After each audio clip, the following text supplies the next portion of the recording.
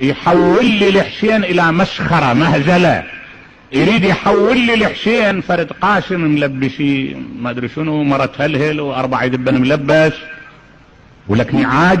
انتو باي عصر باي تاريخ؟ انتو وين ترقصون على جراحنا، تلعبون على جراحنا؟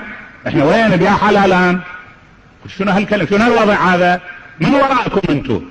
قلت له والله انا لو اظفر بهؤلاء ادفنهم ببلوعة وهم احياء، ذولا يرقصون على جراحنا. لك شنو هالعالم هاي؟ تعالوا تأدبوا بآداب الحسين، تخلقوا بأخلاق الحسين، احملوا عزيمة الحسين، احملوا فكر الحسين، احملوا آداب الحسين، اتبعوا مبادئ أهل البيت. مو واحد يطب على الإمام، مو على الإمام جعفر الصادق سلام الله عليه، يقول له سيدي ذولا يعيرونا يقولون لنا يا جعفري، قال له والله ما أقل من يتبع جعفر ابن محمد منكم، ولا بيكم واحد يتبعنا.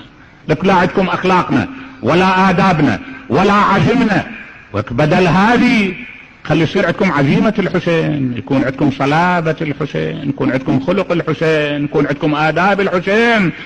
مو جايين تحاولون أن تخلونا نصل إلى مستويات نتحول بيها إلى مخرفين في أنظار الناس. الحسين خلق، الحسين فكرة، الحسين عزيمة، الحسين دين. تأدب بآدابه، تخلق بأخلاقه، قدسه، نعم قدس ذكراه، حاول ان تحلل شخصيته، تحلل موقفه، قوم لي بعمل علمي، تجيب لي عمل غوغ